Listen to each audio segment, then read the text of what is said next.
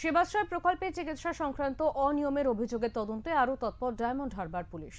তদন্তের স্বার্থে শুক্রবার ডায়মন্ড হারবার ও বজবজ এলাকার একাধিক নার্সিংহোমে একযোগে অভিযান চালায় পুলিশ। বিষ্ণুপুরের এসডিপিওর নেতৃত্বে পরিচালিত এই অভিযানে বিশাল পুলিশ বাহিনী অংশ নেয়। অভিযানে কয়েকটি এক্স রে ও ইউএসজি মেশিন বাজেয়াপ্ত করা হয়েছে।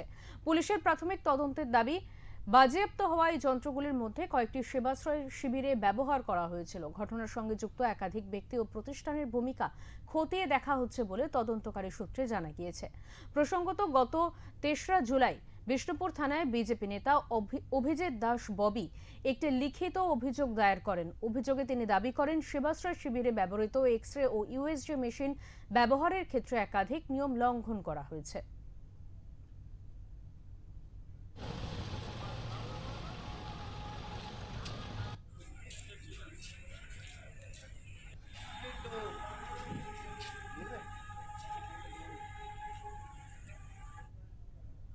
আমরা এই বিষয়ে কথা বলে নেব। আমাদের সঙ্গে টেলিফোন লাইনে রয়েছেন আমাদের প্রতিনিধি শুভজিৎ দাস। শুভজিৎ, সেবাশ্রয় নিয়ে বেশ কিছুদিন ধরেই নানা অভিযোগ সামনে আসছে। এই মুহূর্তে যে অভিযোগ সামনে আমরা এসছে যে USG machine, X ray machine এগুলো বাজেয়াপ্ত করা হয়েছে পুলিশের পক্ষ থেকে, ঠিক আর কি অভিযোগ রয়েছে?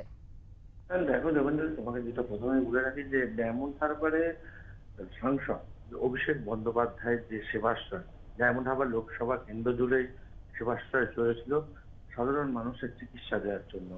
কিন্তু রাজ্যের পালা বদলের পর বিজেপির তরফ থেকে এই সেবাশ্রয় নিয়ে একের পর এক অভিযোগ উঠে আসছে।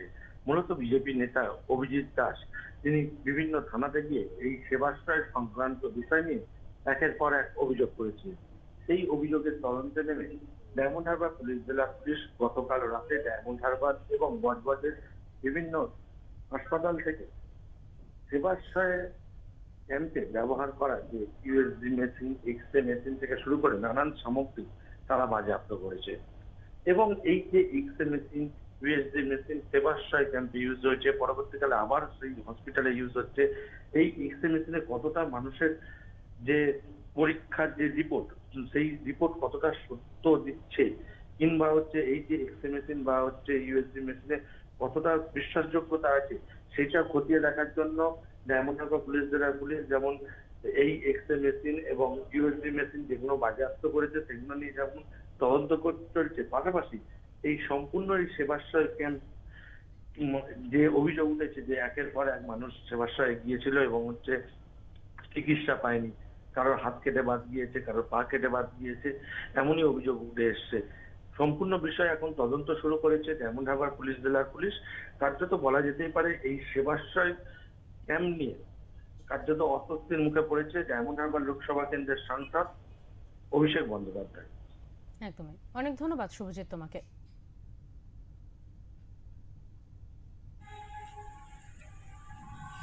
তার মধ্যে সব এফআইডি হয়ে গেছে। তো সেই বিষয়ে আমি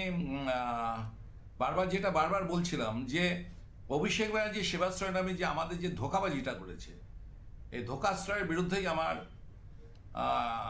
অভিযোগ ছিল।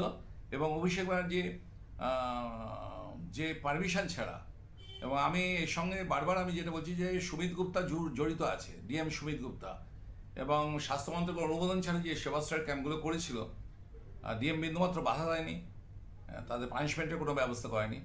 তো যেখানে হাতুড়ে ডাক্তার, যারা স্টুডেন্ট, যারা আয়ুষের স্টুডেন্ট, হোমিওপ্যাথিক স্টুডেন্ট, তারা মিলে অ্যালোপ্যাথিকের প্রেসক্রিপশন করছে।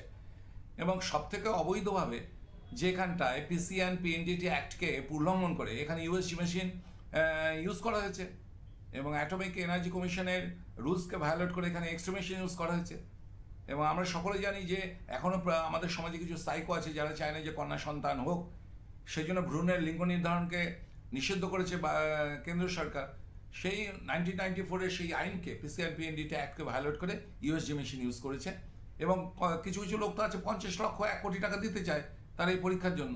তো অভিষেক যে এই সেবাশ্রয় আলে যে কন্যা ভ্রূণ নির্ধারণ করেছে, কিন্তু আমরা বুঝবো কী করে? সেটা তদন্তের মাধ্যমে হবে। এই জন্য ইউএসজি মেশিনগুলো যে জায়গা থেকে এসেছিল, অর্থাৎ James Jagannath Gupta medical college, যেটা অভিষেকের এই দুষ্টচক্র